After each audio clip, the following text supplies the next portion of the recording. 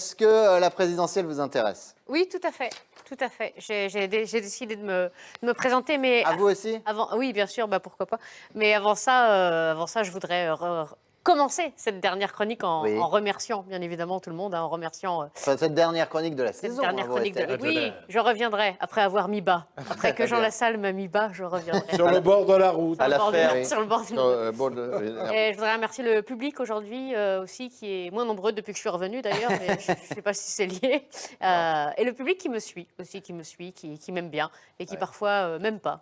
Et qui parfois arrive. m'insulte aussi, ça arrive. Hein. Ce qui me permet de faire des vues sur les réseaux sociaux, ce qui est quand même extrêmement sympathique. Ben oui. En ce sens, je vous ai mis de côté un petit message tout à fait gratiné que j'ai reçu, qui a été écrit par une personne dans la chaîne YouTube de la Revue de Presse, sous la vidéo de ma chronique de la semaine dernière, hein, une déjection tout droit sortie de l'esprit tordu de Monsieur Borgne, grand gagnant du jour. Si on peut voir apparaître cette prose à l'image, voilà. Je cite, elle est enceinte de 2 heures, elle a déjà le masque et le dipou. En plus, vu l'âge qu'elle paraît avoir, elle va directement passer de enceinte à ménopausée, l'Élodie. L'Élodie? Non, l'Élodie, bon ça va. Mélodie. Et alors attends, il revient après avec un deuxième message, c'est comme quand il va faire pipi, il secoue la petite goutte. Je vous le lis, ce qui est miraculeux, c'est qu'Élodie ait trouvé un homme pour la mettre enceinte et toc. Oh la Hardcore, hein, vache. voilà. Il y a des cuisses.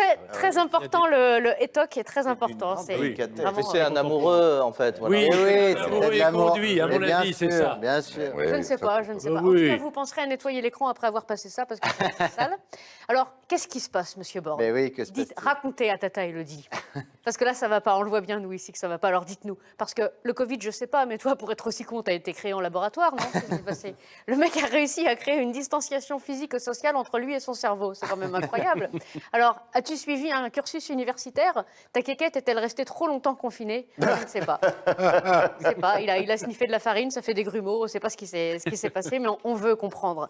Quels sont les traumatismes inscrits dans ton histoire personnelle qui font qu'aujourd'hui, tu envoies des saloperies pareilles à des gens que tu connais pas?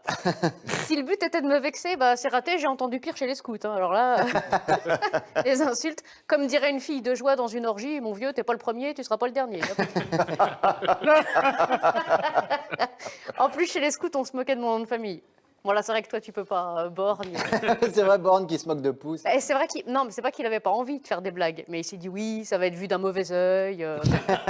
On va encore me regarder de travers. Ça va être louche, tu vois. Quoi qu'il en soit, je te conseille, Monsieur Borne, de trouver une occupation, hein, comme en 40. Parce que là, t'as trop de temps libre. Hein. Compte-toi les cheveux, balaye la plage, ou bronze à travers une passoire. Tiens, ça fera des taches de rousseur. Ou encore, coupe-toi les ongles des pieds, comme ça tu prendras ton pied au moins une fois cette année. Avant de te quitter, je t'envoie cette photo que j'ai prise pour toi à la boulangerie ce matin. Je me suis dit, ça lui ressemble, ça lui plaira. Voilà. C'est pas cher. C'est ça qui est agréable. Bâtard con. Un bâtard complet. C'est pas cher, hein? C'est des gens bizarres. Allez, bonne fin de soirée. Revenons-en. Pas la chauffer, Oui, hein. parlons de plus. Pas la chauffer, Elodie, sur les réseaux. Hein. Ah non. Alors, j'ai une grande nouvelle. Hein, comme je vous le disais, je me présente à l'élection présidentielle 2022. Il n'y a pas de Enfin. raison. Coluche l'a fait en son temps. Bigard envisage de le faire. Affida Turner, Cyril Hanouna.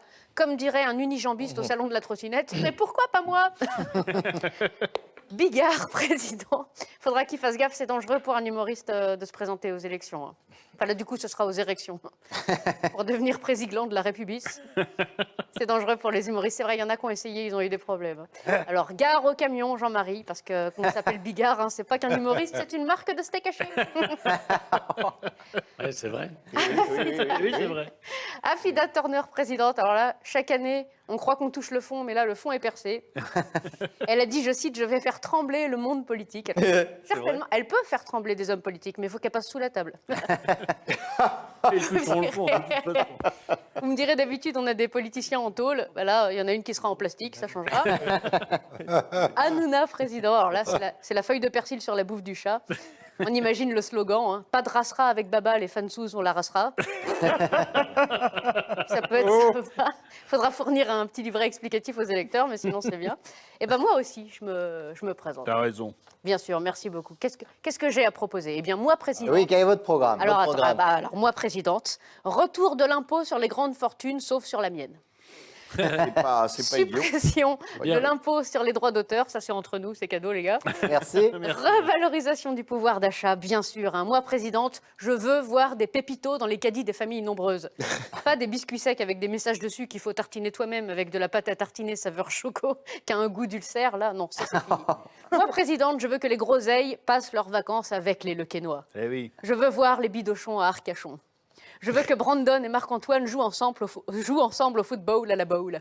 Moi, présidente, je mettrai en place des heures de service civique à la place des amendes et des peines de prison. Par exemple, tu jettes ton masque par terre après utilisation, hop, 3 semaines à ramasser les papiers par terre en Seine-Saint-Denis, tu vas voir, c'est de la bombe, bébé. Tu dis si je serais, il faut que je voie, hop, cours de français obligatoire 8 heures par jour, jusqu'à ce que tu saves parler la France correcte. Tu frappes ta femme et tes enfants, cours de boxe avec des mecs de 110 kilos qui purgent des peines lourdes. T'as pas de gants, on t'attache les mains dans le dos, c'est toi le punching ball. Le cours s'arrête quand tu commences à entendre les couleurs. Moi, présidente, j'instaurerai différents permis de conduire, car l'actuel ne nous prépare pas du tout à la vraie vie. Un permis de conduire par an. Tu passes l'épreuve avec tes mômes à l'arrière qui se battent parce qu'ils veulent la place du milieu et qui demandent à pisser tous les quarts d'heure. Pas idiot. Un permis de conduire divorce. T'essayes de conduire avec un conjoint qui te donne des indications erronées et qui t'engueule parce que c'est pas là qu'il fallait tourner. Et enfin, dernière Ça semble mesure, vécu. revue de presse tous les soirs. Ah. Enfin non, parce qu'il faut les écrire quand même. Et puis on est sur Oui. scène certains soirs. Bon, tous les lundis. Bon, ok, un lundi sur 2. Ça, c'est bien. Oui, Un ça, lundi sur 2. En tout cas, votez pour moi et rendez-vous à la rentrée. Bonnes vacances franco-françaises et à l'année prochaine. Bravo. Bravo, Élodie.